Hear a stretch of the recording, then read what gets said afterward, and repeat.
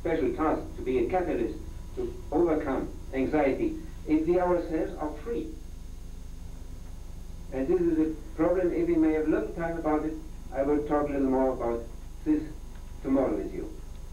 But again, remember, kidney and urinary bladder or urogenital system connected with the psychological behavior which is in a long range anxiety, fright, flight.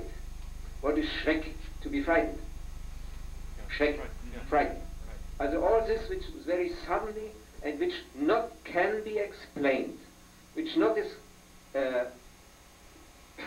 caused by anything we are aware of, which is more in the subconscious. You can see with your patients that they think they are not at all afraid of anything. But suddenly, and I had this case just now when I came to Seattle last week, suddenly a friend of my friend I met there had died today. It's the very day I came there. And I felt that it changed not only his feelings, because it's normal to be very sad of it, but it's a kind of anxiety which may come up if another man in the same age as I am is dying by a heart attack. Why we react? I think because we think, oh, I'm very similar to him. I do the same hard work as he does. He is a dentist, I am a dentist too. He is as old as I am. He has a family with 5 children, I have too. Who will be the next? It's very normal that we react in this way. And this means this anxiety. It's deep within us, but not conscious.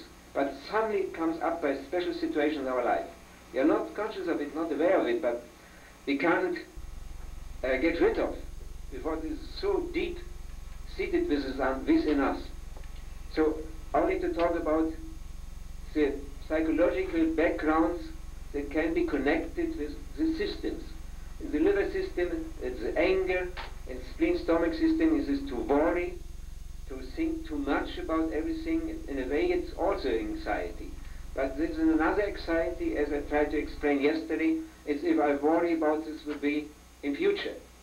How will I stand here with my bad English, or how will you manage with the many problems you have in your family, or whatever it is. It's, we call it to be afraid too, but it's not in the deep subconsciousness, but you are aware of it, what it is. You can explain it. It is caused by this or that. Again, large intestine and lung, there is this sorrow, there is a resignation, and in heart, functional circuit, the Chinese told us is included joy. And you see that there are 1, 2, 3, 4, I might say more or less pathological behaviors. And one, we would think it is a normal one, isn't it? And if you think of the stomatotomy, the microsystem of the ear, for example, where the body is projected in a special position. Here, by this system, you find in the oral cavity, you have a special sequencing. Think of this sequence. Kidney, liver, spleen, lung, heart.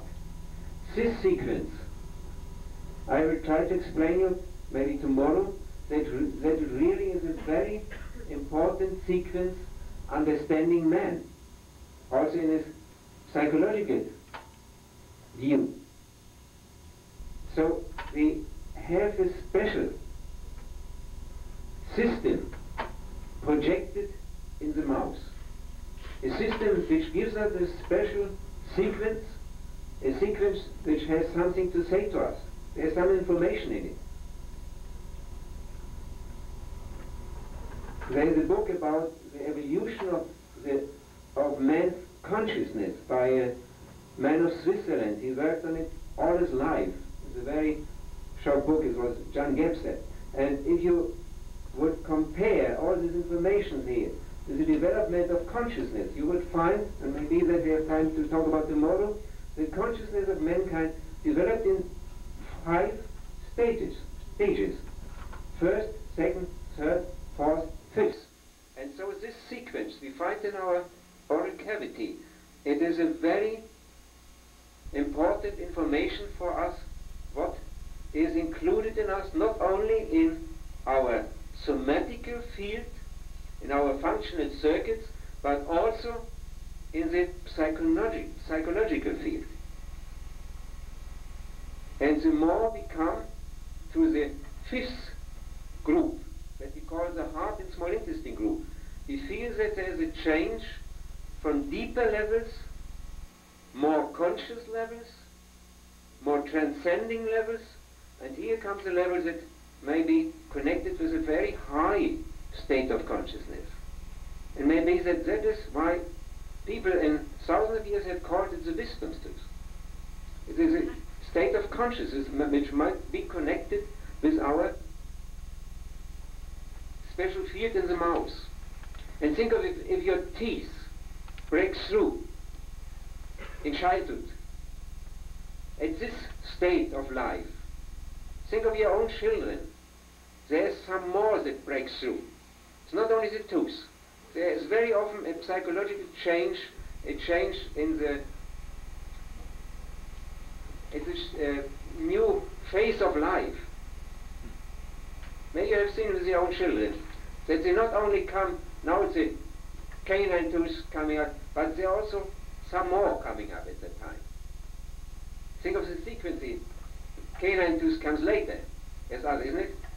And think of it, and look at your children, and look at your young patients. You will realize that coming through of teeth is not only a somatical impulse, it's an impulse in many cases that goes deeper.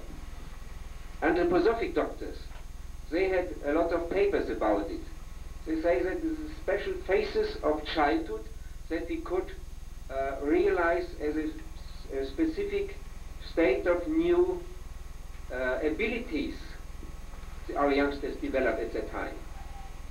And therefore they used to be very sensitive during this time, not because it hurts, because the tooth is now a little like a wound breaking through, because it is a new state of their life as a whole.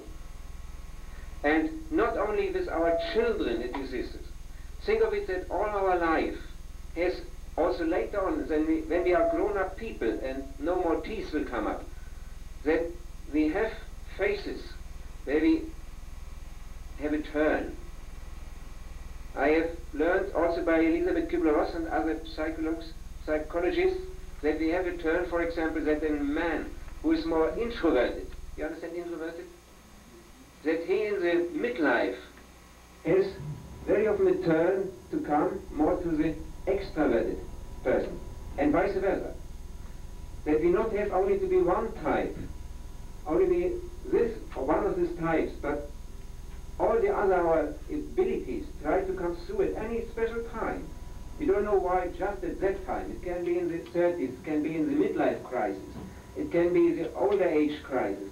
But we have crises, we have special abilities within ourselves, special realizations of our deeper personality, our self as we can call it, that it breaks through. And in that time, we very often see that patients are in one of these functional circuits very weak, in the somatic field, in the energetic field. And I, in my opinion, have seen that very often patients come to the dentist or to the ENT doctor because one of the fields which first is so sensitive in these phases of our life is the oral cavity. Can also be the tonsils, can be the sinuses, but in this breakthrough phases, in these crisis phases of our life, where we have a new state of realization of our inner being, then very often it comes up that the problem that might have been before, we had this same cyst in our jaw, or the same dead teeth in our jaw, we had the same bad sinuses, the same bad tonsils before, but now it gets acute. and they come to us, and we have to help them. And then sometimes, in many cases, we have to help them by operation, that we have to take off the tonsils, we have to take off the bad teeth, or we have to do something with the wisdom teeth. But in other cases, we have to realize that it is this crisis in life which only gives some symptoms to show that there's something very hard pressing the person. Breaking through the teeth is a hard pressure. And same the psyche in its pressings is a very hard and very by somatical symptoms accompanied. So we have to think of it, that this takes place on two levels, on a somatic level as well as on a psychological level. If we know that, so we can look on which part of these two possibilities our patient just now may be most sensitive.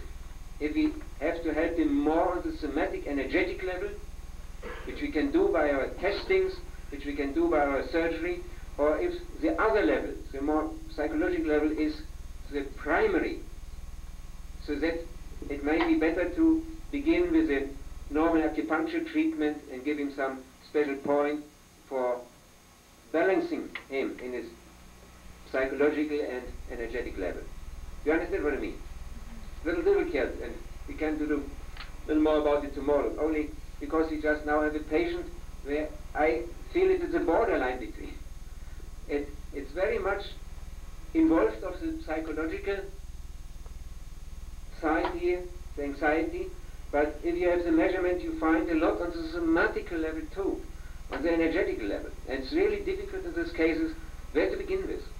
And maybe that both has to be done, that we may begin, give a little treatment first to balance her in the psychological level, but that the focus therapy had to be done as soon as possible if the patient is stabilized, so that it could stand this treatment. You understand what I mean? That we have to look with two eyes. Look with one eye more directed to the psychological level and the other more to the somatic and energetic level. And more of our patients I've learned in my practice have both the symptoms very clearly. That you have to realize that both is important, both has to be taken care of. Okay. We can ask the patient is here. They went out the phone format. But maybe we can repeat a little more about the problems our patient had. One of the problems I remember was the anxiety. You remember? And the anxiety was not in her life before. It was very interesting to hear. She said that this anxiety came up at the time when her incisor teeth were operated. It was the first and the second incisor teeth. And this fits very well, isn't it? So what can we do in this case? It's really difficult to say, for she has been operated. And I agree so much with that what Dr. Kramer said, that appendectomia is one of the worst operations that we now can do. But I say now. I have done many operations in former times too as appendectomia. But I, in my opinion, have to say that our patients get more and more sensitive during the last years. Maybe caused by the environmental conditions we have to stand now. Or maybe that we doctors that are engaged in biological dentistry, in biological medicine, get more and more of these super-sensitive patients. Supersensitives that I had learned by Professor Sola from Seattle. He uses to talk about his supersensitive patients. In my former practice, I had at Wiesbaden in Germany, maybe 20% were such supersensitives. Now I have 80%. And I don't know how it's in your practice, but they come more and more, and especially if we know that we have such special methods, they are attracted by us, and we have to spend a very hard work with them, isn't it? The selection. I think it's both ways. It is one way the selection, on the other way your chronic patients keep coming back, so you'll get another group that will be more. We have another group. I also feel it's another group. Okay, same.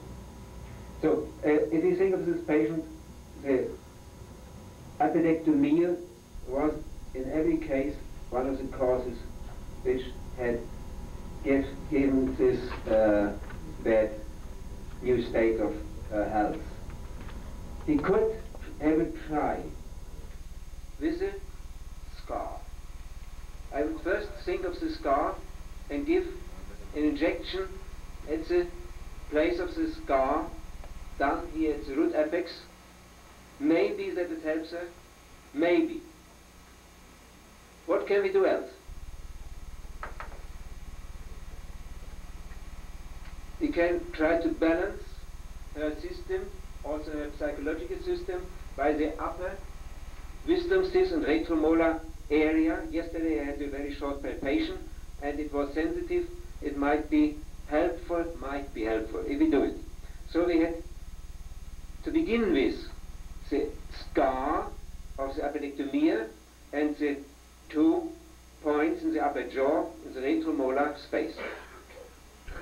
Another idea we could do? Liver gallbladder. And why? You want to treat the bordering meridians of your problem. All emotional problems. All emotion, whatever it is. And it is motion the phase of a life too, you see. There's something in it. We can ask her so much here in the big group. But my wife asked her just now, but there are some emotional problems included. And therefore it's very good to think of it. Emotional problems are best treated by points of the liver gallbladder meridian. And again in the mouth you have the points near the canines. Okay. Another idea. First to try so much as possible in our field, is it? By bodily acupuncture we knew other points. And by ear acupuncture I would suggest some other points too. But first we have to do the best within our own field, isn't it? You can think of the tonsils. Tonsils are connected with liver gallbladder again, especially in the upper pole and in the lower pole of the tonsils. Think of it, it's lingually of the nintus area. It may be connected more to urogenital again. Nintus area, lingually side and lower pole of the tonsils, urogenital connections, so we can have a try also on the nintus area lingually. Okay? So now we have 3 ideas what we can begin with. The scar of the appendectomy, the retromolar space in the upper jaw to balance the energy system and have psychological problems, and to do something in the functional circuit of liver and gallbladder to look at the points at the tonsils, upper pole, and lower pole again to come to points of kidney gallbladder. Is it? So we had 4 points, and I would never treat more than 3 or 4 points in the beginning. I think this would be a lot to do in the first day. But if we would think of body acupuncture, we would suggest, for example, the points of the back points, action points, connected with the kidney, and you know these are the points, bladder 23. They are very, very helpful, but best they are treated, best they are treated not only by needles, then by moxa. Moxa helps in these cases best because it gives this warming. And in ear acupuncture we could also think of points balancing the psychological energy problems, for example the heart point, number 100, the relaxation point. We can talk about these points tomorrow. Fine.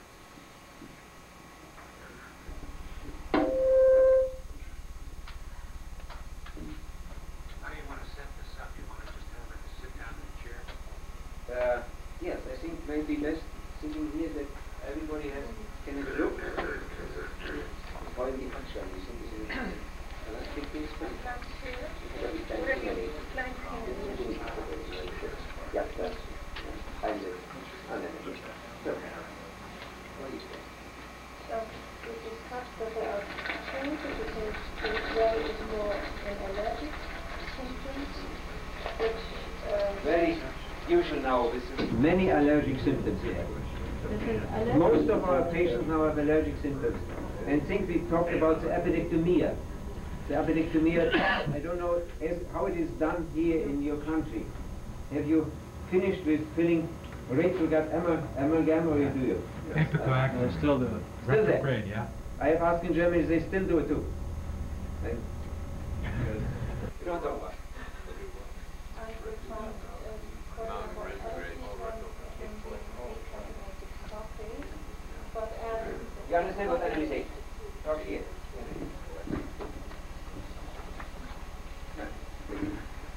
well, some of the things that Dr. Arani, most of the things Dr. Arani already knows, but there is one factor which is the allergic factor with the amalgam, with respect to the amalgam, and then there are some nutritional allergies that Anne has observed with herself, and if she's careful to avoid, for instance, decaffeinated coffee, with all the chemicals in it, it makes her easier to control herself, so she can avoid losing the control of herself. Is that the way of putting it? And then there's the other side, the side of fear, which she has not yet found how to control it, and this fear fits very much into the picture because the tooth responsible, the number 2 tooth, is the fear tooth, as we found yesterday, and also it's number 2 on the left side. And we also find, which might pertain to the same punctular circuit, a tendency of feeling cold. Cold. This is a very important question. Remember here our picture: kidney, functional circuit, anxiety, but also to feel cold. Innerly cold, as you very often say. Not the outer cold, inside, very often cold, is it? And whilst in the urogenital system, physically, she does not complain. She feels that the cycle for her is a psychological strain, which at different times of the cycle she sees herself having more fears or more loss of control. Is that so? This is what we wanted to summarize. Question? It has a possible overlying problem of candida ruled out. Dysbiosis. Dann wäre das eventuell ein Problem, wo auch der Arzt nochmal nachhaken müsste. Especially with the hormones, endocrine problems. Remember yesterday I had only a very short little control. Check here in this part of the ear. Remember that? I will not do it too much. I can demonstrate it here. You have it on the Spiegel? I give you a I was put on a candida diet, and I had been. only that you see what I did. Negative. Here, it is this part. Here. Here the endocrine functions are represented in the ear. We call it the incisura intertragica. This is the tragus, this is the antitragus, and this incisura, this surrounding here. And you can touch it by your finger, only by your fingertip or by your fingernail. And patients sometimes are very sensitive to this area. So you have only a hint, but it's not more than a hint.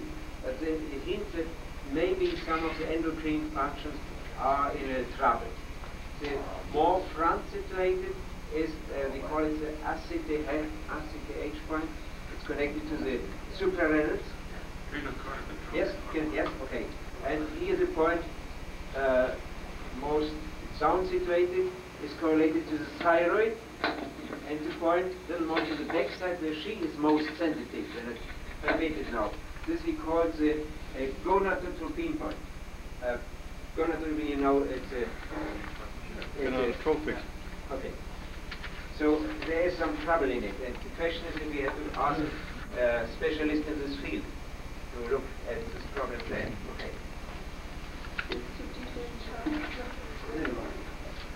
And so we had another check yesterday. I had this. Not so much today. It's painful, she says. More on the left, more on the right side. You can begin at the jaw angle and go up with your fingers. Your angle up with the fingers. It's more here. Here. The left side again more. I have another painting on this side. Maybe that it depends on my. No, it's the same. More on this side, is it? Both sides hurt a little. I have another control here in this area. You know, here the joints, the sternoclavicular joints. They can be painful, but not necessarily. In this area you find points we like to treat if there are troubles in the lymphatic system, especially when it hurts at this yaw angle area. You can treat 2 points on the side or 1 point here in the middle. That we call the ugulum. You know, the ugulum is the upper edge of the sternum. Ugulum, you say. And if it is painful here, maybe on palpating, or you need your needle, your very fine tapping needle again. If it's painful here, you can use it to overcome this lymphatic spasm. Dr. Voll and Dr. Kramer, they used to say that many of our lymphatic problems are caused by a lymph angiospasm. Lymph angiospasm, that's a small vessels of our lymphatic system that they are full of tension, and that the treatment at the right points can open it again. It's like a flash phenomenon, like a lightning phenomenon. It goes up really, and you feel it immediately that the patient has lost his painful feeling here by the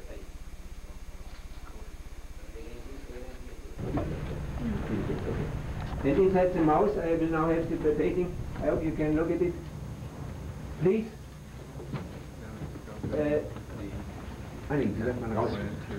Please open the mouth. Extend the lips. The lips outside so that you can have the right area, and then palpating. Take one finger inside and another finger as a counter finger outside. So you have the best palpating in this way, you see? Inside the finger, one outside the finger, and now, like a little massage, you go from the midline, beginning at the midline, for example, you go to the side here, come here to this area, this is painful. Here it is. Now I can compare immediately the left side again, and go the same way, it's a little more painful on the right side. And at which area? Canine. Thanks, you remember again. It's canine, but not left side, right side. Right side, canine. And now I come to the premolars in the lower jaw. Now I have the edge of the ascending mandibula. I go up the edge, open the mouth. Up, yes. And now I come up again. It hurts very little only. Isn't it? Here again. Okay, the thing of how painful it is. Excuse me. She's startled. She's startled. And now a premolar region, again, sensitive here. And if you look at the chart of Dr. Voll and Dr. Kramer again, the area of the premolars and the area in the lower jaw very much connected with our lymphatic system. I've seen also a patient come with acute angina, tonsillitis, pharyngitis, many acute stages of infections. They have the area of the canine and premolars, especially in the lower jaw, sensitive to pressure, as an expression of the lymphatic ill condition.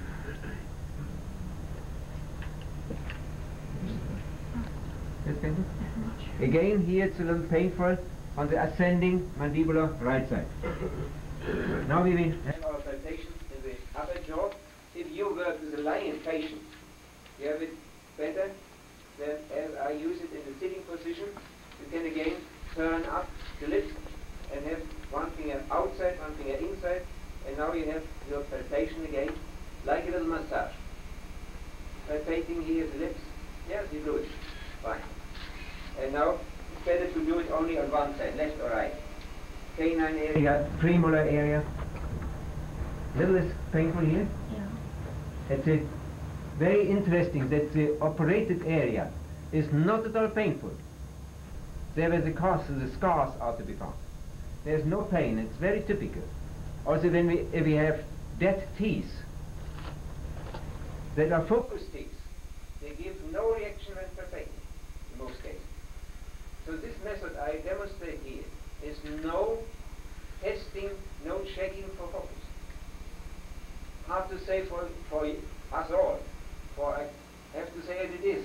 It can help us in therapy, but it's no check for focus. Then you do better Dr. Kramer's method. And here again it is now the wisdom and retromolar regions, it's painful. No more. Are you palpating over the apex or along the gingival crest? I have to say, because when I showed you my slides and I explained that the point is situated more on the lips, if I come to the 6th and 7th and 8th teeth, the points are more and more near in the replication form. And that's the wisdom sticks, very important to know. That the wisdom sticks, they're really situated in the application, in the replication form. Not outside in the lips, but the best points are very near, close to the teeth. To the apex of the teeth. Just on the upper or the lower also? Both. 6, 7, 8? Both. So this is a third lip is especially for the points in the incisor and canine and premolar area. But then they are more to the replication form. Here's again painful. Not wisdom, I am now here at the 6th. Yes? 6, 7 teeth. It's interesting. 6, 7 I'm here now. And if I come to the 8th and 9th tooth area, it's nearly less. And that is unusual. Or is there a wound? There's a wound. Yeah. There's a wound. On the left side, 6 weeks old. A wound. Yeah, there's a wound. I did a very big mistake. Which mistake it was? Forgot that you had the tooth removed? I have first, before palpating, take my lamp, you have a fine lamp in your dentist practice, and to look at the mucous membrane, and if there is to be found the aftis or the herpes, an ulcer, if there is any wound after operation, after surgery, it has to be the first. Before we palpate our fingers, we have to look by our eyes and to check if everything is okay with the mucous membrane. For if there's a wound, if there aftis or whatever it is, normal then it might be painful. It must be. Is it? So, but I have no lamp here, and so it's very difficult for me. Yeah. It's around somewhere. Now, The boxes move around here. you can do it this way. Keep sitting. The ultimate in improvising. Now it's better. Can we project the picture of the mouth right over her as well? Now you can. Now I look at the Dots right there. Just with the dots, right. Fine. That had to be the first before I say. Now, he had asked for the history. He had asked for the special situation in the mouth, the wound. How many years ago was the operation here in the incisor area? Like, before 1974. Before 1974. And then can you exactly nothing was first, before or later? Oh, before. Is there any time relation between 1974 and your anxiety and temperance? Yeah.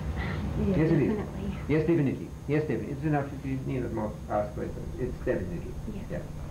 So. What about the relationship between the anxiety and the upper first molar? When you had that operated for the root canal? I don't remember when this one was done. I think yesterday you mentioned that your anxiety appeared 2 years after that was done. I think when we were discussing it, I think you mentioned that. Can also the anxiety related to the two front teeth also go through like a pulpitis or degenerative gangrenous situation also, even prior to the root canal? Well, I imagine so. That would create a kidney stress, kidney bladder stress on the system. When did you have any problems with your front teeth, out of curiosity? Well, you know, the dental records have been lost. So all I remember is You can talk. it was before 1974. That you have problems with your front teeth? Yeah, it was in the year of the end of 73 and 74, sometime in there, because I wasn't in high school any longer. It was in my first year of college. That you had treatment on your front teeth or problems? It's, well, I had a cavity for a while, but the actual pain, it's like I had the pain and I went in, I had the root canal done within, you know, the same amount of time. And you said the anxiety occurred before that, correct? Before the time of the problem with the tooth? That's not a root canal though, I mean, when you have the pain in the front teeth. Back then I wasn't relating anxiety to teeth, and I just don't know. It's hard to put it together. Yeah. My thought pattern is that possibly cavity, the stress on the front teeth, could be a relationship to the anxiety period of that time, and even anterior before the root canal was done or before you had any apical surgery. You had the apical surgery after the root canal was done, correct? Because it didn't work? You had problems with the tooth? I thought it was done at the same time, as far as I remember. Some more questions? You see, I use such small, you can use, say, what Dr. Kramer did yesterday, the gloves. I think it's better to have it.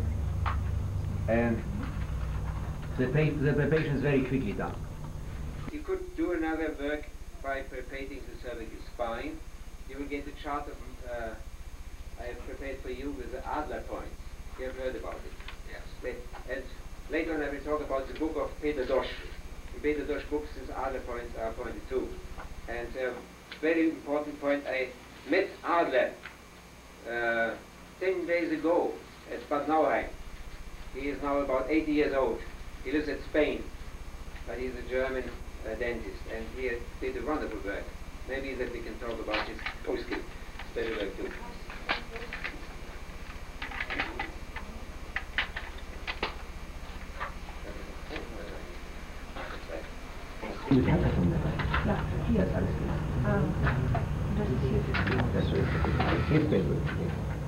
Here, more on the left side, but both sides are painful. You have here this area, and we talked about the cervical spine is connected in all troubles we have within the oral cavity, maybe caused by the tonsils, caused by the teeth, caused by the sinuses, and we have several levels at the cervical spine. And it's a merit of Dr. Adler of Barcelona that he listed these levels. That one of the levels is more caused by the sinuses, if they have painful pressure point, others more by the teeth, upper jaw teeth, lower jaw teeth, and it is in the deeper part of the cervical spine, it are the tonsils that are the cause here. You will get this chart and you can look at it later on.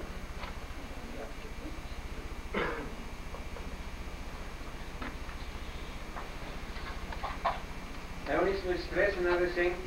Think of it, we are now here in the middle of the body. The middle of the body in acupuncture is marked by two midline meridians. You know, these midline meridians, one on the ventral side, other one on the dorsal side, the conception vessel and the governor vessel, as we call them. I have seen in many of my patients, if there is a sensitivity or pressure in the areas inside the teeth here, inside the mouth. You can treat also by body acupuncture. You know this point? Yes. This is small intestine number 3. And what does this point do? It's a cardinal point for the governing vessels. And I've seen in so many cases, and it's astonishing, that the sensitivity on the incisor teeth disappears if you touch and treat this point. It's fantastic, isn't it? And the same again, if you have sensitivity in a higher degree in the lower jaw, here, inside. What can you do to give a signal to the contraction vessel? Lung 7, okay, thanks. You're very good acupuncturist here. You can put your needle on lung 7 and it disappears in many cases. So we can control the old science of acupuncture. So we can verify it in science that is 2,000 years old by our findings now. Palpating in the oral cavity, put in a special point, as we call it, cardinal point, or what's the name in English? What do you say this point? Cardinal point. Put in this cardinal point, that's the gang. It sets forth? It sets forth in the midline, it starts the midline meridian to work, and the midline meridian, if it starts, it takes off our painful area here in the oral mucosa in the midline. But only in the midline. It only works for the incisor teeth. Little to the canine teeth sometimes, but most to the incisor teeth. So you see again that all troubles that are in the orogenital system, incisor teeth, you have to take in one view together with the midline meridians. For it is a midline, isn't it? They are so near to the midline. You think also if you treat these problems, if there's any trouble on the midline. For example, we very often find midline troubles here in this region. So we can palpate our patients, if you are allowed as a dentist, to do a palpation here in the area of the sacrum. And if it's painful here, it can be caused in the same functional circuit that can be treated carefully. But we will do our best to treat only from the oral cavity. If we do now, this treatment for you might be, you use the same capul injections, and I took with me a lot here of them for you. And this is Meaverine. It's a new one in Germany that was developed during the last year. And How do you spell that? Meaverine. You can give it around here. And it is to be found as 1%, and as the other one is 3%. But 1% may be the best for you. Okay. In the carpules, again, look at it. It's 3%. It's listed as mepivericaine hydrochloride. Yeah, You know it. that's what it is. Very similar to carpules. Right. The most important in our remedy, whatever we use, the most important that you have no vasoconstrictors in it. No vasoconstrictors. I have learned that vasoconstrictors really disturb all the effects of our points. Anne tells me that her allergy is particularly on such substances where she feels the blood vessels contracting. Yes, it is vasoconstricting. Is it? Just now at Bad Nauheim, the congress I just visited in Germany, one of our professors, a physics professor, told us that he had been treated by a dentist and it was a normal extraction, no more. And it was no problem, everything was well done.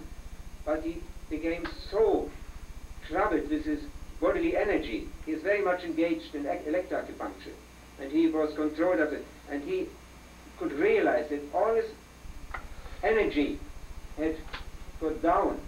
And he was, at that time it was now 10 days after the extraction, I think. He was so ill in all his conditions. And he asked many of the dentists that came to this meeting if it can be caused of the vasoconstrictors. And I, in my opinion, said yes. For I've seen in my own body and in many of my patients that it gives bad effects, not on the first day when you did the extraction, what Dr. Kramer said. But sometimes it's third or fourth days after operation has been done.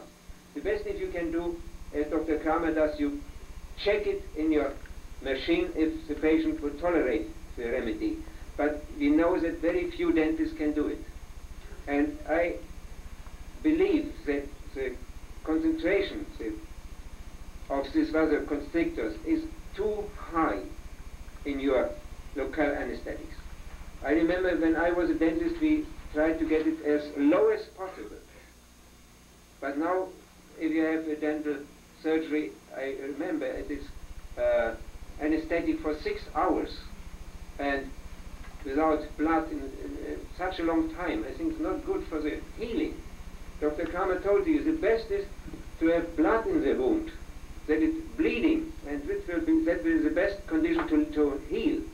But if we have a vasoconstrictors that have such an effect for many, many hours, it cannot be good for our wounds. And it is not good for our circulation at all. Therefore, try to get such remedies, such anesthetics that have a very low percentage of vasoconstrictors. And if you use it for therapeutic use, as we do, not at all a vasoconstrictor. Yes, on the contrary, I like to use, I like to add choline to my choline. You know, choline in a way is a counteractor to the vasoconstrictors. It opens the blood vessels. For if I have the therapeutic use of the point, there's no necessity to contract it. I will open it. The lymphatics might be open. The best effect. About the Sudafed. Tell them about the Sudafed.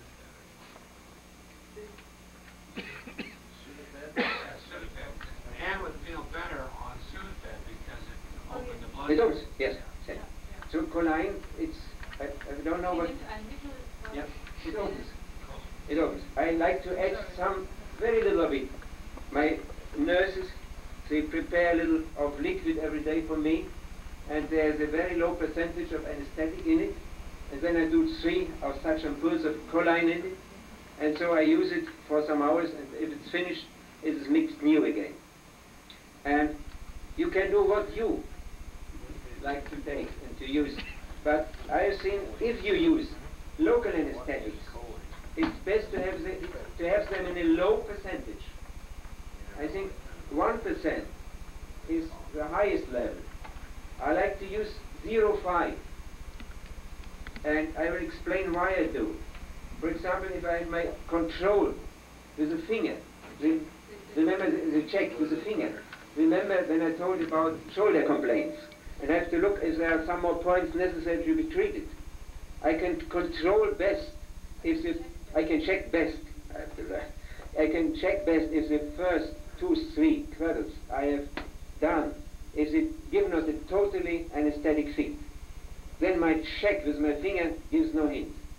But if I have a low percentage, the information in the tissue is less. I can, if I have a little harder pressure, I can get the information if there are some more points to be treated. Therefore, yes, if there are some more points left to be treated. Therefore, in my experience, a low percentage of anesthetic helps best. But you also can use a sterile saline solution without any anesthetic. Or you can use homeopathic remedies in ampoules. As Dr. Kramer told you, organ preparations. Here, this is the most used in my practice. B12. B12 you can use. There's so many helpful remedies like B12, like organ preparations, that you can use in this field. Yeah. And if you think of the chart and the correlations, for example, in the field of the incisor teeth, you could have an organ preparation of the kidney, isn't it? Yes. You could add the organ preparation of the kidney as an information to the body that it might be strengthened in a way. Not only the somatical field of what we call kidney. In acupuncture you can separate, you can differentiate that is body and that is psyche. In one man. And if you give the information, there is one doctor in Germany, he is a psychiatrist. Psychiatrist. He likes to use his organ preparations also for his symptoms he gets by his patients. For example, anxiety. He has learned, the Revidogan preparation, he has learned to use, for example, kidney preparations for anxiety. He does it. And he hears a psychiatrist, he says, it works so well. So we can do. Once again, for you, maybe most use this capsule injection. The problem with the capsule is that it is a hard instrument and it's a weight in the hand, and that the capsules you can get never are of the low percentage as we would like to have it. In Germany it's the same. Yes, they are without vasoconstrictors. It's very important. And it's very difficult to mix them, the capsules. If you might take only half of one and mix it up with saline solution, it's difficult to do. And therefore I, in my work, prefer the one-use, one-way plastic syringe. But there's a but. And this but is the most important of all acupuncture. The but is, you have to fix it so that nobody can take it off. Where is it? Who will take it off? Try to take off Try the to take it needle. off. Try to take off the needle. Take the needle. Oh. You see, you have to fix it so that my nurse never get it off. Screw it on. Screw it on, it's plastic both. But now if you have the right fabrications. In Germany, in the last years, we had one producer who had it very wrong. And I never get it so fixed as here, so I only comes away. But normally you get it so much fixed that you really can't get it off. That's why it's so important. You work in the mouth, I do this injection at the tonsils, I do these injections at the retromolar space, and think of Peter Dosch and the neurosurgeons, they have such a long needle, and they have the outside the mouth, the syringe, so that the needle has to go inside. It's not so nice for the patient. So I like to use these very small needles. These are dental needles we get in Germany in this size, and so long as these are. 30 gauge? You can have a look at it. Yes, die Packung. Yeah, 30 gauge. Looks like 30. It's a 30. Give it. No, that's millimeters. Yes. And another one I like to use. They are shorter ones. It looks like about a 27, 28 gauge needle. It looks like a 230. Yeah, it looks like about 27, 28 gauge. Look here. You can see they're shorter. 30 gauge, 42 millimeters. These are the most used in my practice. And again, here. 42 millimeters. The shorter one and the green is the longer one. Again, fixed. It has to be fixed. You understand what I mean? This one's 30. This looks like a 27. Hat er hier schon was genommen von diesem hier? Ja.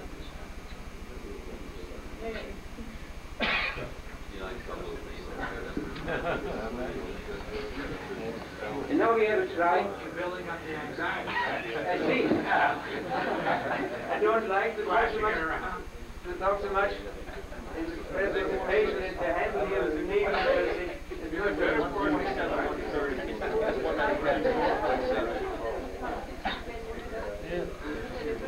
in my practice, it's used another way.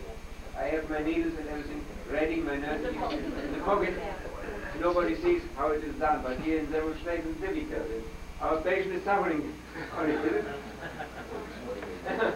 I hope so. Right. Now we had the idea, we talked about before, that we treat the retromolar region, the upper jaw, and maybe give a little injection here at the scar if you would allow it. Right. We have no, yes, I will do the we're comfortable. Is that comfortable for you? I have to demonstrate a little for the doctors here, but it was very clear now. Are you comfortable? I again go with my finger to the area that is not sensitive. It is here? Here it is. Patient says yes, gives a reaction. Now I keep my fingertip at this very spot. I now put in my needle under my fingertip. And now I say, please close your mouth nearly so this. A little more, finished. Okay. And now breathe deeply. Did you feel it? Nothing. Hurt. Doesn't hurt. Okay, it's done. So I give now some drops on this point. Take off again. Next point. Did you feel this point? Was the second point. Again, a little drop. I feel that a bubble, that a puddle is building up. Third point, did you feel it? No. Nothing? A little. Okay. And now we have to control it by palpation. Check it. I check it. I check it by palpation. If it is, if it is gone. Does it hurt I now? don't think so, because that's what Little? he's feeling the cheeks. See? It hurts a little. On this place here, or on this, or here. That's most. Where does it hurt most? I was just trying to decide. We can wait a little. So we first have the other side, left side now. It wasn't too bad. Wasn't it? That was. That side, yeah. That was. Patient, very typical. The injection, did you feel it? No. No. Did you feel my finger? Yes. Yes. All patients say the same. My finger is very hard. They don't like my finger. But the needle is very soft. They are no more afraid the needle. And I think it's better this way than the other way. You see, we have to palpate. We have to find the very spot. But the injection has to be done so gently and so carefully as possible. See again? Yes. So we do the same. I have the needle at the right spot. Now you please again close your mouth, little more, finish, breathe deeply. Okay. Did you feel it? Nothing. Okay. Now, what's the function of asking her to close her mouth? Is Yes, thanks. distraction? Afterwards. Yes, it's very important because if I would do this work by a very open mouth, if you have the mouth very open, there's a tension here in the muscles and in the tissue. And then it hurts. Then it hurts. And again, if I say close your mouth, patient would close very hard, and again the muscle is in tension. And if I open just a little. For that is no problem to find this area and stay with the fingertip at this point and give injection. So you can do it nearly painless. Yes, I think this evening maybe we're going to come back here after dinner and we're going to do all of this on each other. You will train it. You do it once, you can do it again, right? I think we might do it. Sure. Really. If he can do it, I can do it. On whose finger?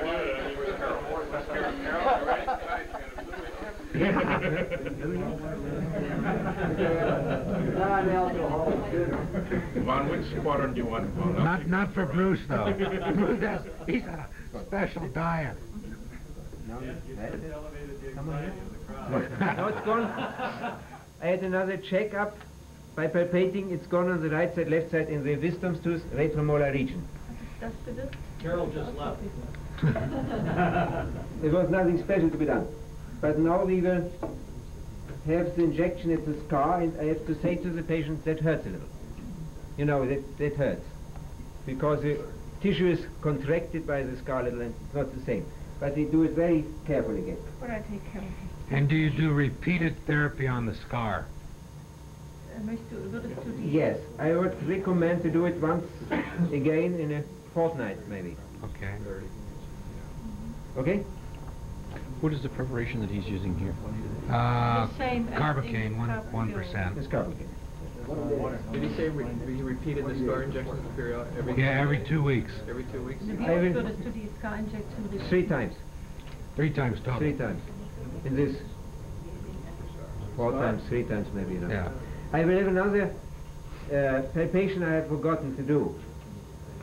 Inside, lower jaw, 9 tooth area. Remember? Yes. I didn't do it. Inside, 9 tooth area, painful here? Mm-hmm. It is. The What's kidney? Get the light in there. Get the light in there. Die Wisst ihr- unteren sind doch kürzlich rausoperiert und noch nicht geheilt. Yeah, yeah. Das war die Sache. Here. It's more, right? On that side, both sides. It is painful on both sides. Could you do it once more? Painful in the 9 tooth area, in the lower jaw, inside, lingually. That's mouth. Here it is. Both sides. Now I will have a try to demonstrate you, but very careful that patient may not suffer in it. This is a very fine dipping needle. I hope you can see it now. In the Breathing for the nose. this is dabbing. I think. Dabbing. Move her Can you head a little move her bit. head to the right? To the right a little bit. Copy nose. Yes. You see it? Are you in there? Now I am in the retromolar space in the lower jaw. A little bit more to the right. Can you Yeah. see it? Yeah. And now and here drops the needle. Have you seen? Yes, I see. There was no resistance. The needle only drops. Did you see it? It's so close I can't get that. Did you get it? No, hang on a minute. There we go. That's good. Breathe Okay. through the nose. Never mind. Did it hurt? Patient didn't feel anything. Now close again your mouth a little. And at the same moment I give a little of the liquid in the point. Okay? Did it hurt? No, nothing. Just What's that? How far below? Normally it takes all the treatment would have been in 3-4 minutes, no more. By demonstrating, you know, we talk a lot and so it takes a lot of time. Poor patient is. The point of injection is how far below the gingival crest? Different. It depends on the point. But we go not deep in. Yeah, but is it 2 millimeters below, 3 millimeters, 4 millimeters? That differs. Apical? No, no. Für die Patientin You want to see the wheel? mit der Kamera. Only second bit. Can she open so we can see if there's a wheel there? I don't mean the depth of the needle, I mean how far below Open wide. the Turn your head gingival that way. crest. You know, the crest of the gum, the gingiva? It depends again on the point. It can be more this area and That's the other right. area. We're looking at the It's picture, don't we? in the loose gingiva? The loose. Well, I don't think you can see anything.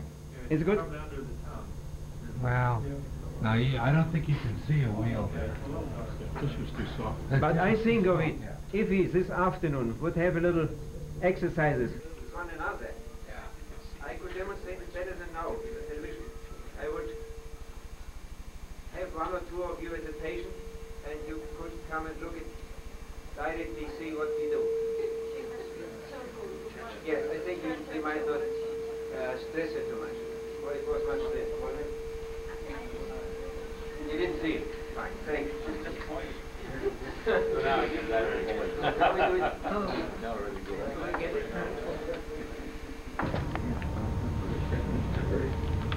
Now there's There. again. The finger is supported, you see. Dentists know, other doctors don't understand it. Well, bring And the now light I'm up in this way. the There you go. 9 tooth area, distally, lingually a little more, and here's the needle drops again. Yes. Have you seen? There's You no get it? resistance. Yeah. And now I give some drops at this area. It hurts a little, I think, sir. There's some pus come out.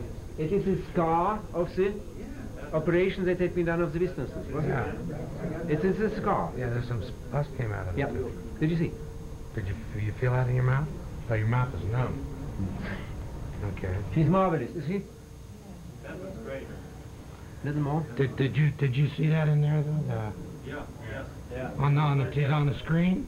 And now again on the lingually side you see again the needle drops here. Have you seen? Yeah. No resistance at this point. So I give a little more of this. There comes more. Let me. Is there Oh, some I got it. exudate coming out of there? We got Is it. that what you're saying? Yeah, there's some exudate coming out of it.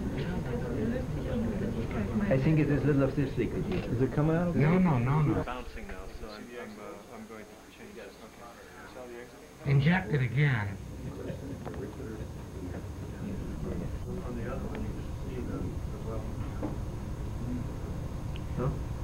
What is it? Not this time. There it is. There it comes. Right there. It comes with liquid. Put the light on it. Yes, like Right here. light on it. Right Put the here. light on it so we can see. Didn't see. I have the light on it. Now, last treatment we do now is the scar. Please close your mouth now. You can see the scar in the television? Yeah. Here's the scar. And please be very much relaxed now. The patient really sits very relaxed. The shoulders go down and you're breathing deeply and very relaxed. Wonderful.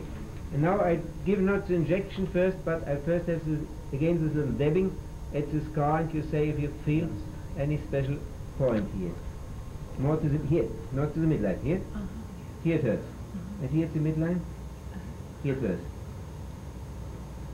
Here it was first. Now I give you a little bit, please deeply now. See the caudal? Can you see the caudal now? Okay. There are two ways to inject in scars. The one way is Dr. Dosch and Huneke did. You only inject along the scar. 1, 2, 3, 4, 5, as long as You have any reaction?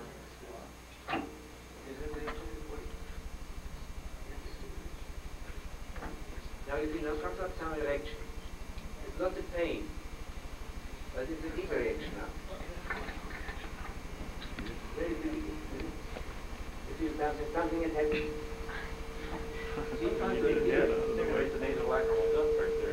We say that our injections, they don't hurt. This is one problem, but they only give a stimulus in our systems. And if it is one of our deeper wounds, our deeper injuries we had suffered in our life, it really gives reactions, as this one here. And it's very good to come up with. Is it? Take it. Very good.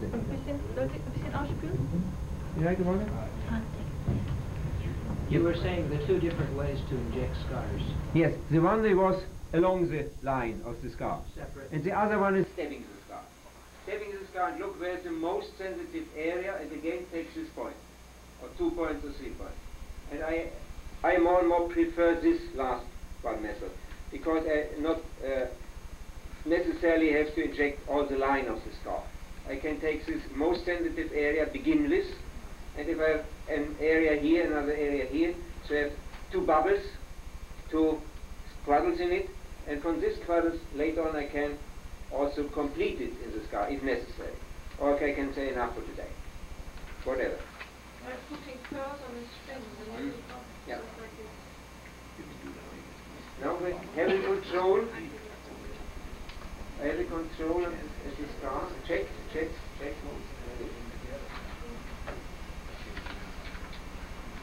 Now it again. To this side is sensitive here.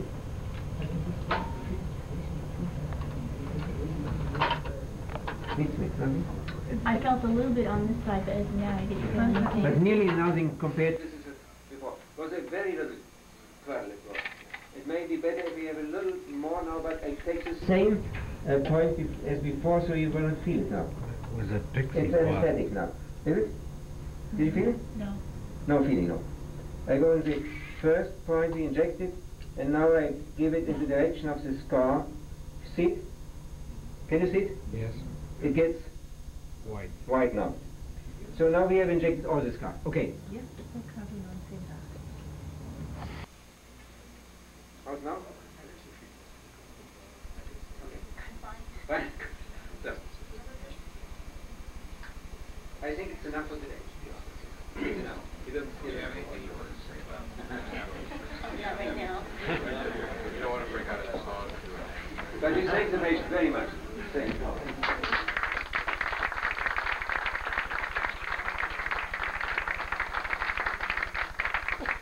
What does she feel now? In terms of anxiety or anything? She didn't want to say anything. She didn't want to say No comment. Like a big cushion. No matter.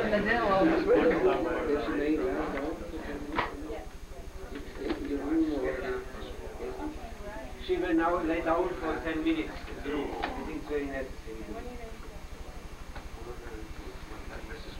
But please understand. understand the same problem Dr. Tama said yesterday.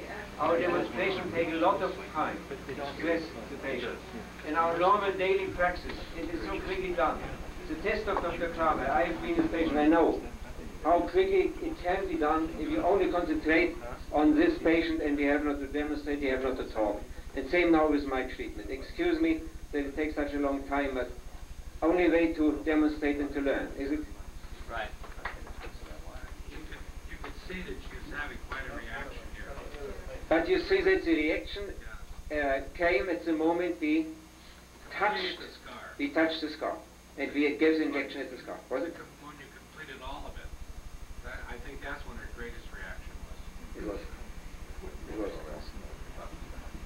Do you find it fairly common when you treat traumatic scars that in fact they may go through a reenactment of the psychological state that they were in when they got the... I think this is a really deep problem. We never have discussed. Back up. You're there. There's a deep problem we never have discussed before in medicine.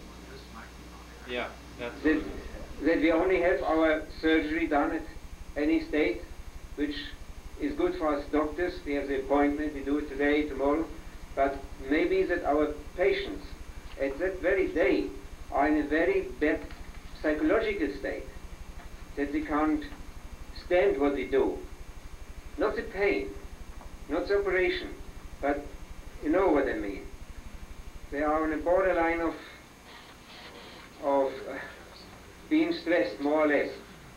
And many years later, you can find, if you touch the scar with a needle or give injections, that all the typical trauma that they had comes up again. And therefore think again what we talked this morning about children. Children first coming to the ENT doctor, operated with the adenoids, with the tonsils. Children going to a dentist, being extracted the milk tooth without anesthesia, or a doctor who did it in a hurry, no problems, his teeth is nearly loosened, can't be do it. It is a shock, and that remains. If it's a very sensitive child, or a very sensitive person, in the sensitive state of our life, we change. Think of the childhood. First you're very normal, and in the age of 4 or 5 you get this special emotional phase. We call it Trotzphase in German. What is it in English? In the 5 years childhood. It's a rebellious state. The rebellious state. Think of the rebellious state. If you treat the child in this rebellious state, in the Trotzphase as we call it, it's very hard for the child to stand it. They never forget what we have done. I was taught by Elisabeth Kübler-Ross again that in this rebellion phase, it takes 15 seconds to release. If you say something to a child in this state, do it. It says, no. Go out, forget it, come in again, after half a minute say, do it. Okay. The hardest for the day is that we go on. Do it, now do it, now do it, do it. Go out, forget it, or have a night between. In this rebellion state, which is an emotional state, time is the most important factor. Let the time pass, so everything is okay. And if you have a child that has not been necessarily to be operated this day or taken the tooth this day, it's in the rebellion state, wait half a year, do it later, if the rebellion state has gone. Have a little feeling for the people, for your patients, when they are able to stand and when they are not. You get it. You will find it with many of their reactions, you will find it at their points in the body, if you give pressure at them. You will get the answer if you give the question. As long as we have not mentioned it, as we have not as a question in our mind, we couldn't get the answer. But as soon as we have it in our mind, I think the patient gives the reaction we need to know what we have to do, isn't it? So once more. Question. Yep. Have you tried just rubbing the anesthetic on the scars or on the points to see if you get the same reaction as when you inject? It's a very good question. There are, I have it with me. Wait a moment. There there are anesthetic gels to be found. This, for example, is a 2% xylocaine. For a child, for example, you can use it. For a grown-up, maybe not so good. If you can do injection, maybe better. But you can have a try it. Also, with very sensitive patients, before you give you injection, you can have a try with it. You have sprays. You ever use this in conjunction with DMSO gel? Yes, you know it. You can have a try with it. Okay. I don't think you heard my question. Do you use that in conjunction with DSMO gel? Zusammen mit DSMO Dimethyl sulfoxide. What is DSMO gel? Dimethyl sulfoxide. Dimethyl. DMSO, yeah, dimethyl. Dimethyl Sulfoxid habt ihr diese Eingel hier. Hast du das damit gemeinsam? I don't know this scale. Well, it's a solvent derived from trees, and it takes and brings any kind of agent into the body. It must be wonderful. What people that use it think it is. I take it with me. If it's without you, I'll give you some. Good. Okay. I know that. Thanks. Right. And now Fritz will want some. Right. No? Dr. Kramer, you know it? No? Only.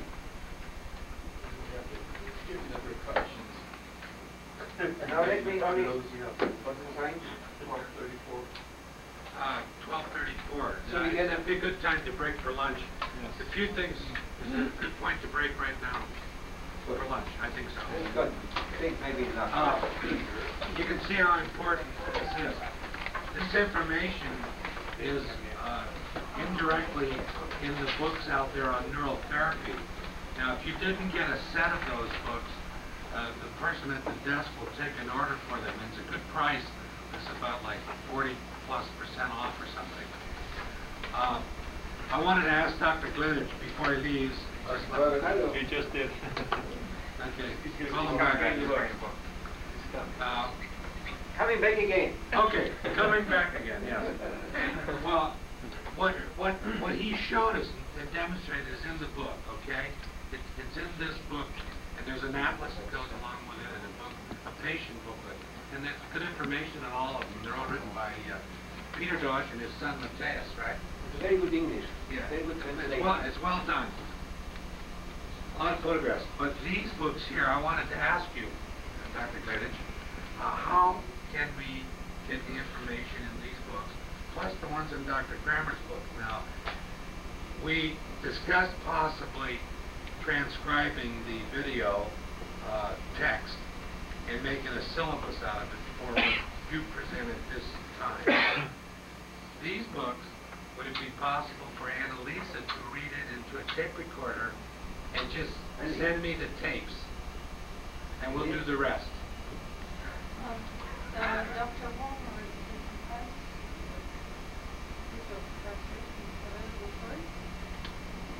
Oh, I have that mouth acupuncture book, and I'm slowly in the process of translating it into English.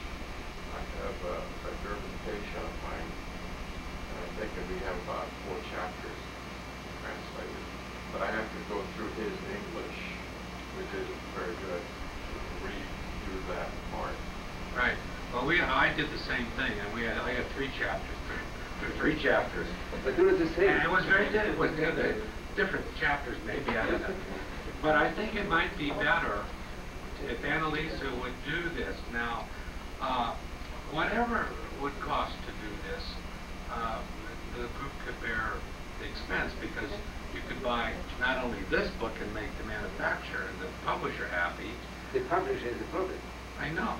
But what we're doing is you're not into this. Annalisa's reading me a story. It takes off. Good idea. To bed at nighttime. Give the link.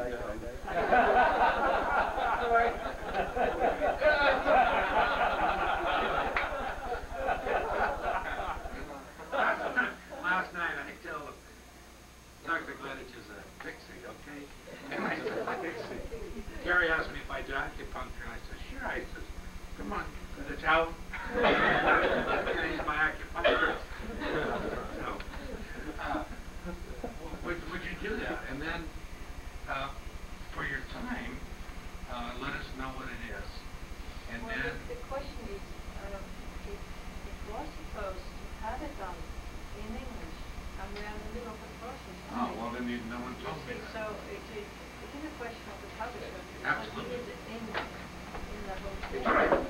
What about this one too? And this, I have my own right. I can do it for life. I have the contract with it. I will have my own rights. But Well, then let's come up with read, make the publisher happy. But on this one, could you read this in a different way, and then we could go that way, and we'll work it. We want to communicate. We want to be in touch. Okay? Yeah. You got my phone number. Call me. In this book, all acupuncture is included. You will find here again the pictures, and the chapter is about it. You will find this. Has he got any of those copies here?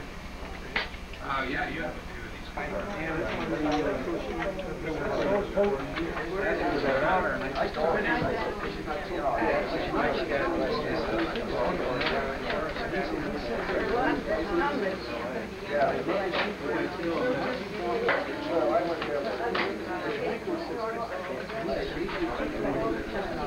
Hey, Bruce, you have my pen? Well, I talked to a couple of guys.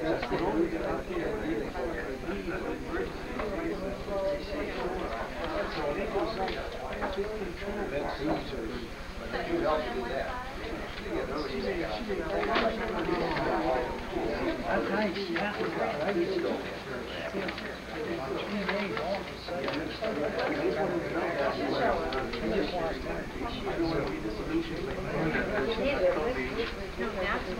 Probably killing me.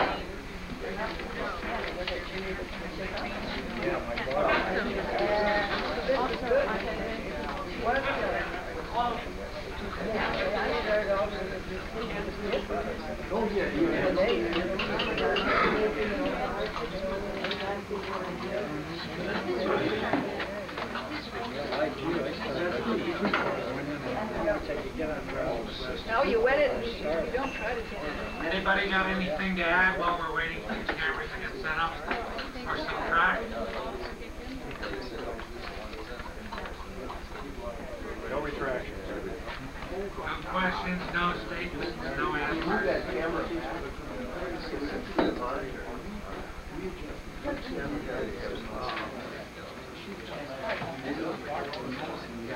Are we ready?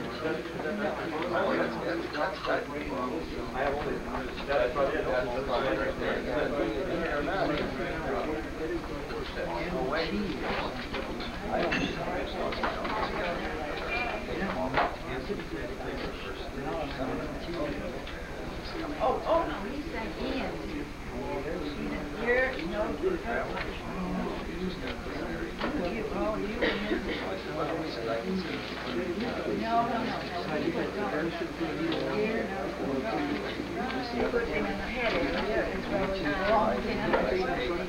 So let's go on. Let's get started. So, ladies and gentlemen, I know it's the first part of the day. After lunch, we used to be a little tired, and I think the idea is very well Dr. Arane gave us. Is that just reminded some exercises. You can do them now or a little later. Could you use the microphone, please? Microphone, okay? Thank you. Excuse me. See, we can either have the exercises now done, or we have some more slides, and I give you some more ideas about some more points, not only in the oral cavity, but connected with this point situated at the upper part of the thorax, so that's the neck region, and then we have our exercises, how you would like it. Fine. Can you stand some more theoreticals? Okay, so we do.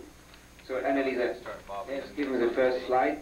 This is only to finish, this is what we talked about, these points in the oral cavity. You can realize where it is. 9 tooth area, lingual side. You had the question, Dr. Rana.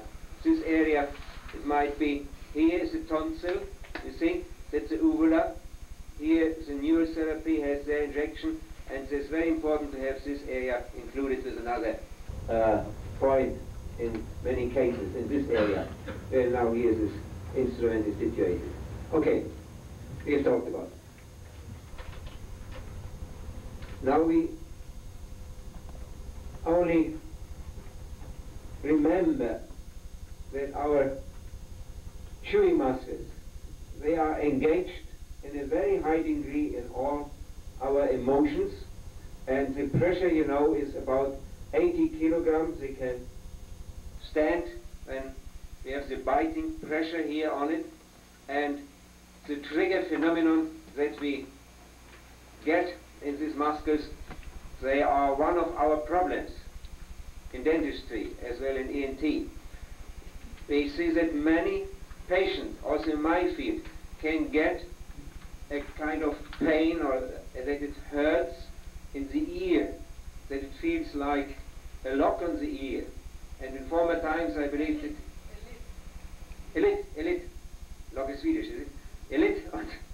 Elit on the ear. I've been 3 years in Sweden as a dentist.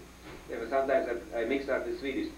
And this lid on the ear in most cases is caused because of troubles more in our field. The field of the lymphatic vessels within the oral cavity and the pharynx, and the tension here of the muscles that give a pressure again on the lymphatic vessels. And so we have to learn if there is a very high pressure on the muscles, or if we can see that the teeth have abrasions. What do we call it? Is it abrasions? Abrasions. Please think of it that these patients may have a bruxism or other symptoms that they really have a lot tension and spasm here in their muscles. And again, this area, you know, is very near to our retromolar area. So sometimes it's very difficult to say, is it an expression of the energetic situation of the patient, of the acupuncture correspondences between inner organs and the mucosa points, or are, in this case, the trigger points in the muscle area superior. But whatever it is, I mentioned it this morning, for us it's the same. We say the patient is suffering from it, and we can give a help by many ways. I have learned here, Gary, from your wife, that you do here the fine myofunctional therapy. In many fine ways you can do it, but we can begin this therapy by 1 or 2 injections first, and then let the therapist do the next work. For only by needle or only by injection or only by this therapy we talk about, it would be a success, but maybe it gives relapses and relapses again, and patient has to learn how to live with this tension. And that might be better trained by a therapist on its own, who can talk with the patient, how he can release his tension and how he can overcome it in a better way. But I've seen the beginning of the treatment with our injections is very helpful also for this therapist. They have a better approach when we have begun in this way. So think of all the many problems in gynecology, and maybe that we talk about more tomorrow. Now we go on and give you some ideas about some more points. These points I stressed already this morning. We call the Adler points. Remember, Adler, the very nice doctor from Spain, Barcelona, already 20 years ago described these points in the neck area situated near the cervical spine, left and right side. And haben wir es auch als Fotokopie irgendwo? I think we might have a photocopy for you, explaining you the different levels, what they correspond and what they give a hint for you. The upper level is most correlated to the sinuses. The level of the second and third cervical spine is most correlated to the upper jaw. The level of the third and fourth cervical spine more correlated to the lower jaw and all troubles caused in this area. And then again in the 6th and 7th level of cervical spine, it is the tonsils, which in most cases are the cause of troubles in this area. Sensitive again to pressure, these points. Adler used these points only for diagnosis. He used to palpate this area when the head is bent or a little to the side, so you can get it very well by your fingers. But in my opinion, all points that can be used for diagnosis also can be used for therapy. Only in this cervical area, please have no deep injections or no deep needle insertion if you use acupuncture needles. It is enough if you have a superficial needle insertion or injection. And you can combine again with the points we have talked about for cervical spine troubles inside the mouth. Sometimes we see you can get improvement by seating from inside the mouth, but still it remains at one special area. Many other areas have improved, but one special point or area remains. And in this case, you can have the local area treated. But the best is, in acupuncture as well in all kinds of reflexology treatment, to begin with that what we call distant point. You understand what I mean with distant point? Distant points that are not located at this area where the patient is suffering pain, is hurted, or had an injury, an operation, or whatever it is. Distant points, in my opinion, are the best we can get by acupuncture, because we can, from a long distant part of the body, reach this specific area. So if you begin with your treatment, try to get first distant points. And in the oral cavity, you have seen that distant points are to be found for all over the body. And remember, distant points, for example, for the lower jaw, are the points in the upper jaw. They are already distant points. They are not connected because of the vicinity. They are connected because they have an approach to the same system, but on another way. So they are distant points. Remote. Remote, thanks. Remote points. You will understand remote better than distant? Yes. Remote points. Thanks. And the same with right side and left side. Think of pain that we call phantom pain. You know what phantom pain is? Phantom pain. Phantom pain. I only will tell you a story I had during the last month in the pain clinic of our university, and I'm consultant work doing that. And there was a young lady who had been amputated over the knee. She had an accident, and the accident damaged her leg so much that she was suffering many months, staying at the hospital, and she had the osteomyelitis. It was inflammation and deep in the bone, sequesters, coming out again and again, and after a long period of time, the doctor said to her, no idea, it will never be cured, better be amputated. Amputation was done, and now phantom pain came up. And she was suffering more than before. And as we asked her, what a pain is it? She could describe it. But where it is situated, so she had a wonderful answer to us. She said, it is the very area where on the leg, when it was in my body, the sequesters came up. It was a special area about 3-4 fingers below the knee. So we could take the same place as the one feet she had now. And I took my dabbing needle, and I said, where you would remember it is? Here, she said. When I touched the very area, she cried. Here it was. In spite it was the other side.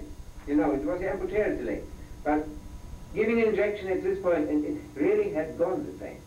Think of it, that remote points, right side, left side, it is remote point area. I wonder, because how you treated my leg when I had it in plaster. Perhaps Yep. this lady could have left, could have kept her leg. Yeah. Annelie will tell your story. Okay. Well, when I had my right leg in plaster, because one of the tendons had been injured, I had a pain symmetrically on the foot that was free. So Jochen kept giving me injections and needles on the healthy foot, and so the healing was very quick with the other foot. I couldn't do it because there was a plaster situated. I couldn't go under the plaster. So I took the other foot. Why not? If I have the corresponding point on the right side for left and left side for right side, it works. And it was painful. It was very painful. And again, think of it why it works. Our body, as we learn in acupuncture, is so much engaged to get the harmony. And harmony, we will talk about more about it tomorrow. Harmony is to get it centered, all right, and left impulses. Impulses from front side and back side. Impulses from our frontal or our cranial part of the body and our caudal part of the body. To get it centered, every single energy that it comes to a middle center, to be centered, to be harmonized. And therefore, if there is such a pain, think of it in the right side of the cervical spine, or left side, or again in the upper jaw, lower jaw, right or left. You can think that you have remote points in your area, in the oral cavity, as well here at the neck area. You can use remote points for left side is remote for right side and vice versa. Is it? And upper jaw is remote for lower jaw and vice versa. So these Adler points, we will have exercises later on and demonstrate it. I think it's better than a picture here. Next one, please. Here is only to stress our blood vessels and especially our lymphatic system of deep lymphatic vessels at the cervical area and the more superficial ones. It is a very, very strong network here connecting all parts inside and more superficially, and it is, for my opinion, really interesting to see that the most problem in a functional state of ill conditions are not that these vessels don't work, but they are in a tension. And this tension can be caused, for example, by the tension of the muscles, which we also can see in the trigger points. That we are full of our tensions, because of our emotions, because of our stresses, whatever it is, but this tension also is to be seen in the vessels of the lymphatics, and if you by special points can release this tension, the flow of the lymphatics liquids is open again, and in this case I think our defense mechanism works better. Our immune system is improved, isn't it? For it is depending from our lymphatic flow. And now I will give you another picture. You can have it once more. You see it here, the lymphatics. Okay. Here with our books from our ordinary medicine. Here only we have done with the patient this morning. You can have a look by palpating at this jaw angle area. If it is very painful, if it hurts. Jaw angle, it's alright, fine. But think of it, all this palpating diagnosis you can get in the oral cavity, you can get it here at the jaw angle, you can get it at the cervical spine according to Adler. These are hints, no more than hints. And these hints don't work if there's a blockage in the system, in the basic regulating system, as Dr. Plum explained to you. If there's a blockage because of cortisones, because of cytostatics, a blockage because of tranquilizers, a blockage because of analgesics, which the patient took in a high doses. So it wouldn't react to the system. It wouldn't react if we touch and if we palpate. We have to accept it. So if it is to be felt, if you palpate something, it already says that the system works in a way. Next one. Now here I like to demonstrate you special points at the cervical area that are correlated with our lymphatic system in the head and neck region, and the best points are in the level of the 7th cervical spine, 6th or 7th cervical spine. You know that is a vertebra prominence. Prominence, that means he is outstanding. Yes, it's really outstanding. We will have exercise later on. If you bend your head back, the 6th one disappears in the depths, but the 7th, it stands out, and therefore it is called the vertebra prominence. And this area is very good for treating of our lymphatic conditions in head and neck region.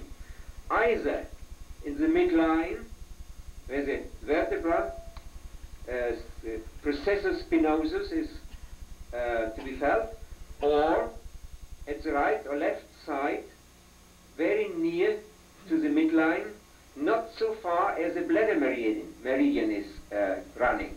The bladder meridian, for those who are familiar with acupuncture, is about 2 fingers at the side of the midline. But 6 points best for treating of lymphatics, they are only 1 finger near the midline. They are also well known in acupuncture teachings. They are called the Huatua points.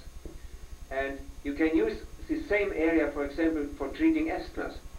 Very well known asthma points.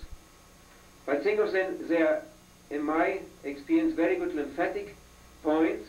And if you think of these points situated more laterally, it's one of the points Dr. Voll again described as a lymphatic point.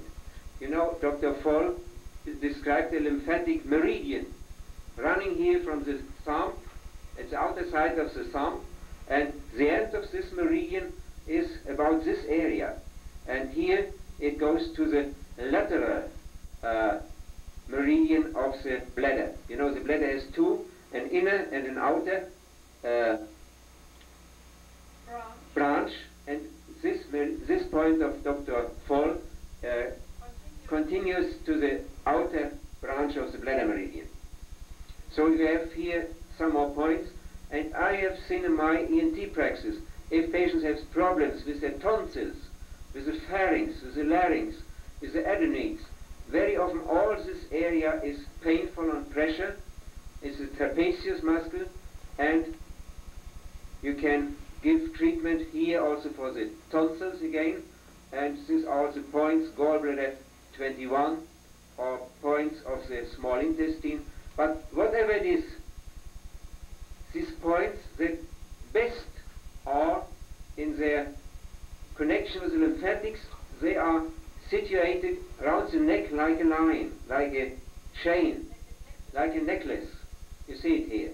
And for me it was very interesting when I had used these points in longer time, and I published it. I came to Peter Mandl. Some of you have met him. This is a Kölner man from Germany. He had the same line, and he had 7 lines all over the body, but one of his 7 lines was the same one, this one here, and he called it the lymphatic line. So I was very glad that we both came together with the same idea. Next one. Here you have the same on the front side, again the necklace, the line here. This is a little too deep, it might be more here. This we called this morning the ugulum, the cranial end or edge of the sternum, and again not only in the midline but also a little to the left and to the right side of the midline. It might be also the terminal point of the kidney meridian. Okay, 27 of kidney meridian, is it? And here these points again very well can influence our lymphatic system. And some more points which can be helpful, they are seated here in this what we call the stomach meridian, for the stomach meridian passes the mammalia. So you will find some more points here. Again it's a lung point, and the stomach point, but whatever it is, you can see that these points are situated around the neck, dorsal side and ventral side, like a necklace, like a chain. And to begin with, best is the midline. And if the midline does not work, think of the points situated near the midline. And the other points can be additive, can be used additionally. And now again, we stressed these points already this morning or yesterday. This in the level of the mamilla we call in acupuncture the conception vessel point number 17. Think of it, it's not only one point, it can be another point more cranially, it can be more caudally. Takes this area in the midline. Whatever it is an area which I and many of my colleagues have seen is very much painful on pressure. It hurts when you palpate there with all patients that are suffering from stress, especially from psychological stress. Why it is, we don't know. In acupuncture teaching, you would say this is an alarm point for the upper part of the triple warmer, the respiratory part, is it? And it is also the alarm point for the pericardium meridian. But whatever it is, we will stress it tomorrow. I only will demonstrate you this point that you can control them by your palpation. Think of it, if this area at the sternum, especially in the middle of the sternum, is in a high degree sensitive to pressure, treat this, if possible, and if you can do it with your patient, before you begin points in the oral cavity. Some of our patients are so sensitive that many of our oral points are sensitive. Right side, left side, upper jaw, lower jaw. So if you find this area sensitive on pressure and you treat this first, in many of our patients the sensitivity in the oral cavity is diminished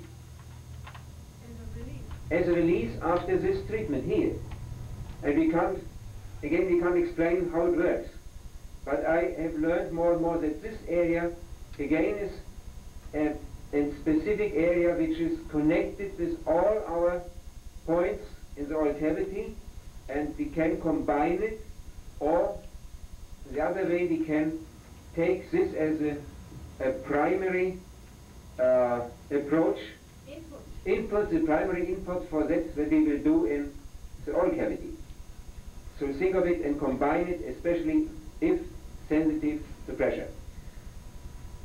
These of you who have been with John Diamond or with one of the other kinesiologists of America here, think of it that this also is the area of the thymus. And not only for testing, as the kinesiologists do, you also can treat this area. And by treating this area, you will increase the defense mechanisms of the body, the defense power. And this area sometimes is painful if palpating, but in many cases it's better you use for palpating the stabbing needle that you hear where the thymus area is located or projected, that you hear with your needle stress the skin along the midline, and if the patient gives a very strong reaction, and they very often do, they say, yes, oh, it hurts, or whatever they say, you can have a little injection, or putting your needle here, or you could laser, whatever you use, for increasing the defense system of the body. Okay? But I think no more points for you now, for you have learned enough points in the oral cavity. Now we have some more points at the upper thorax and at the midline of the sternum. I understand that, especially in dentistry, you cannot use too many points. Same for me in ENT, if I say to my patients, please take off your shoes, I need some more points at your toes. Oh, I'm sorry, I didn't wash my feet. They don't expect it to. And same with the dentist, isn't it? So if we can get the best points in the oral cavity or near our field I mean neck and upper thorax, that's very near to our special field, so might be better. Is it? Have you? You will get a little paper about this. Dr. Rana did a photocopy, so you will get about this lymphatics. You get the special information and you can read it and learn what you need. This was, yes, I think we come. No, we go on. Yes, I think we do tomorrow. Only if you have, you see, that's for sinusitis therapy. Sinusitis therapy, not only think now of sinusitis, we think of large intestine as well, of dysbiosis. You remember we talked of dysbiosis, the problems with our microflora in the bowels, and think again what Dr. Kramer taught you, that our paradentosis, our patients with problems with the paradentium, in most cases again have their problems in the large intestine, lung, circular, in the functional circuit, and so you can use again the same points. And most of these points now you know. This point, for example, is a point in body acupuncture. You know what point is it here? It is large intestine number 1920. Is it? You as a dentist would use it inside the mouth. Do it. It's much less painful for the patient, and in my opinion it works better. And if you will do in a special hard case, if you know that the patient has troubles with the sphenoids, you know the sphenoids which are deep, the deep inside sinuses, near the clivus, in the midline, you can go up from this area inside the mouth with a needle and go up with a longer needle that you come up in this area.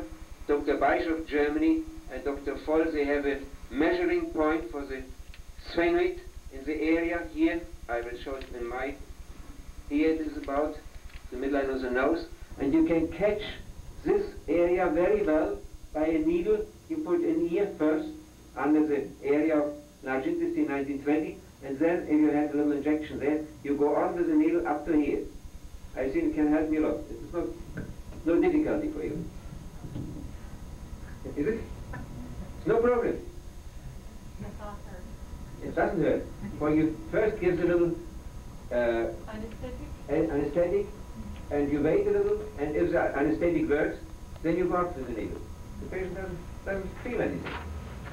And so you again see the same points. I call them the historical triangle, because this point in the midline and 2 points in the mammillary line can be the best helping overcome sinusitis troubles. But again, not only sinusitis, if you have patients with parodontitis, parodontosis, with gingivitis and long-standing problems with the parodontal tissues, it is the same point that has to be treated. I think we are very near to each other in our fields. If we do ENT work or if we do parodontal work, it's again the problems with the large intestines or with the digestion of the patient, and we can get best by this point.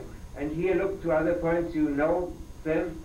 This we did palpate this morning, the point large intestine number 10, you remember, sensitive, and the other point you know, it's the point large intestine number 4. Do you have a copy of that too? Yes. I will have a look if we have. Either you can get it or you will get it here for the copy. But think of it, all such pictures like this one can also make you narrow that you think I can treat by this point only. Maybe that another patient needs another point, for example here in the retromolar area better, or it may use more in the midline a point here, a thymus point, or on the cranial end of the sternum. It's only a suggestion which you can think first of.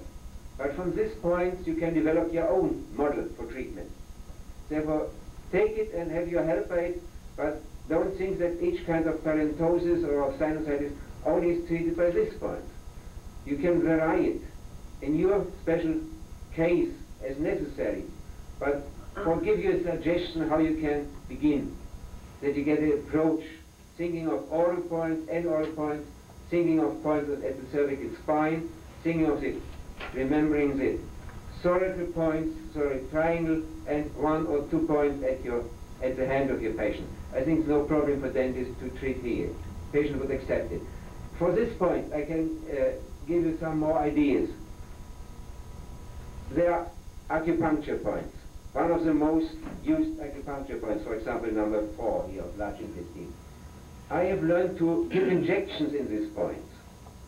For example, you have a patient with these troubles we talked about, sinusitis troubles, parodontium troubles. If you have a bivitamin, you talked about B12, was it? B12. B12.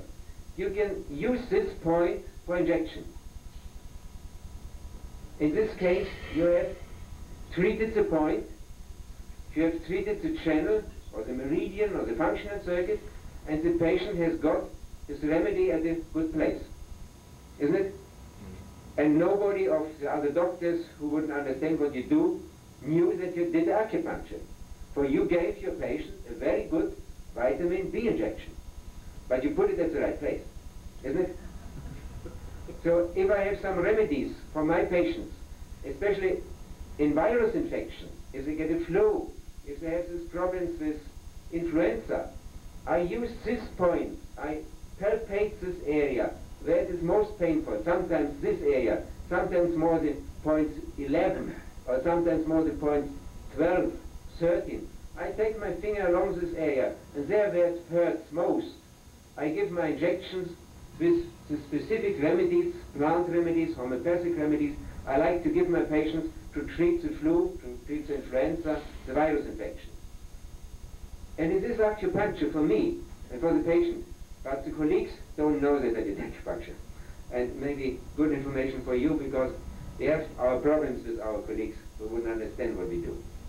So this area can well be used for dentists too. And you say to your patient, now you will get a vitamin injection. And if you only have 2 drops of vitamins in your needle, doesn't matter. It was a vitamin. Good. Next. What, I might ask you additional things you do This is a very important question, but please let me answer this question later on this evening or tomorrow, that we talk what we can do with our patients if they suffer, as we all do in dysbiosis. We have to talk about it. I think this we know, this is a large intestine meridian. Okay. Here again the point, large intestine number 4, large intestine number 10. This is the line where number 11 is situated, the line of the elbow, and this again is the number 12 of large intestine. Have your palpation here, especially patients with pain in trigeminous area in the face, facial pain. They very often are sensitive on pressure in this area, between 12 or 13 of large intestine. I don't know why, but it may be corresponding points on this area, and you can get help for treating trigeminous problems by using these points. Okay. Only I give you the idea. For example, sinusitis therapy, but the same you could now say parodontitis or parodontosis therapy. Therapy of all linked organs and functions. Here, for example, the lungs, the large intestines, nose and sinuses, all linked together in a functional circuit. You cannot only treat the gingiva, the parodontal tissue, so you have to treat all organs, functions that are a unit, that are linked together. And this is the principle of acupuncture. And I'm sure that this principle would be one part of our Western medicine in the future. Maybe that we no more use needles